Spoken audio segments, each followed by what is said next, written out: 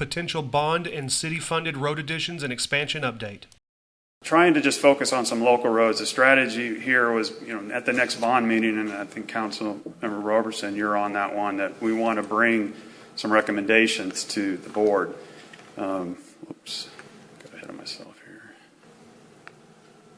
The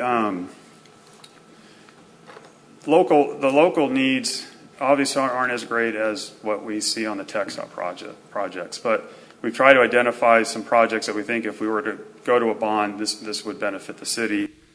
This is the part of the presentation where let's go with strongly disagree with the direction that the city's trying to take this conversation. As you see, he mentions here, these are roads that they would suggest going to a bond with, and from my understanding, these are exactly the roads that are going to be presented to City Council by the bond committee. These roads that they're going to talk about, and you'll see here in just a few, with the exception of a couple there at the end, are not roads that benefit the traffic as a whole here in Forney. Now, obviously, the TXDOT roads are the main ones that do that, but there are a couple of roads that I'm going to suggest that I think would help traffic as a whole in Forney, as opposed to what you're going to see here in this presentation. One of the roads that I'm going to suggest, and this will be in part 9, by the way, not in this part, one of those roads apparently is also going to be part of the parks portion of the bond recommendation to the City Council. So I think that thing could still be pulled out as something separate if traffic is really what the citizens of Forney want to improve and would want to put into a bond. But that's also going to depend on whether the citizens of Forney want a pretty significant tax rate increase on that would come with a bond. So anyway, just something I wanted to kind of point out there. Let's move on with the presentation here.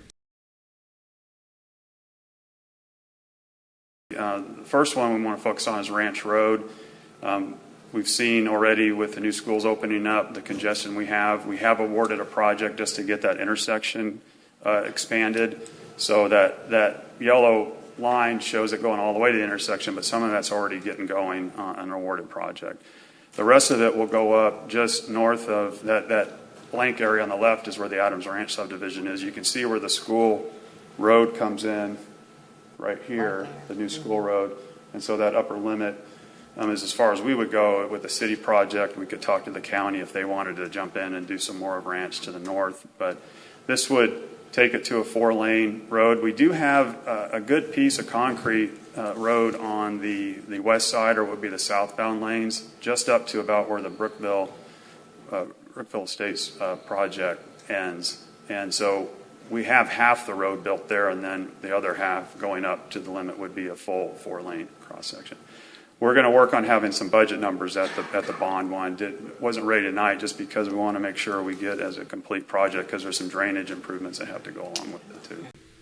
Now, as you can see, this is the Ranch Road up on the north side of town here. It's actually a pretty small section of road. This is something that potentially could be taken care of with part of the $16 million fund balance that the City of Forney has, instead of putting this in a bond for the citizens to pay extra taxes on, when this is only going to benefit a small section of the City of Forney. I understand for you guys that live up there near that, it is going to be beneficial to you guys, especially around the school there and all that good stuff. But it really, as far as an impact towards the City of Forney as a whole, which is who would pay higher taxes for a bond, is the City of Forney as a whole. It just, to me, doesn't make sense. But we'll leave that up to everyone that votes on the bond, I suppose. So moving on to the next area. Another potential bond project is, and again, these don't have to be bonds; they can be local, city funded. It's just the bond helps lessen the burden on our own funds.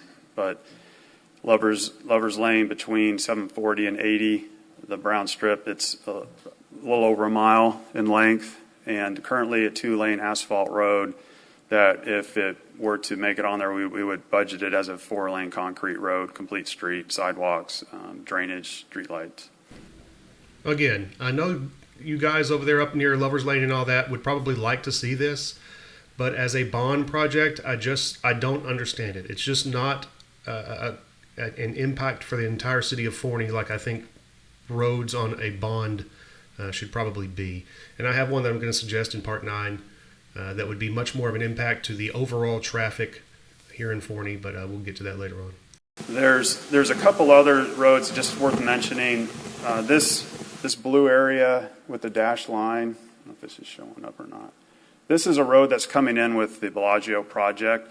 What this will do is extend Monitor at 740 down to the Lakewood Trails road. That'll give another connection out to 741. If you go into Lakewood Trails down at where that corner is right here, that's currently there, and they're actually an active construction site here with the Bellagio grading, but this will come through. And then this road is something that it's roughly on our thoroughfare plan, but it's a road we've been discussing with the school district, as well as one that we could possibly give as a recommendation for the bond, but it will give us, between those two, a better east-west connection.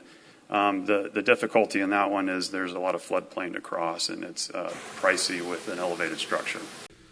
So these couple of roads are actually interesting. At first, when I first saw them presented, I wasn't sure that I agreed that they were something that might be needed for a bond. But when you think about it, especially the yellow striped road there, it would actually be good, especially during football games and various events at the high school and even school let out and stuff like that, to pull traffic off of College /741, and they could go straight over to 548 and go south to Overland Grove and Greyhawk and stuff like that. And some people could even, if you're coming from that direction, cut through there, going through Overland Grove and stuff like that, instead of having to go through that intersection over there at 548 in College. So also with Monitor going back and just another connection to 741 kind of going the back way and stuff like that. So these would actually be pretty good. And since, like he says, it's a little more pricey because you've got some floodplain there, there's going to be bridges and stuff associated with them. So they do cost more money. That would make more sense for a bond. So I kind of like these. These would be pretty helpful, actually, especially for people on the south side over here. So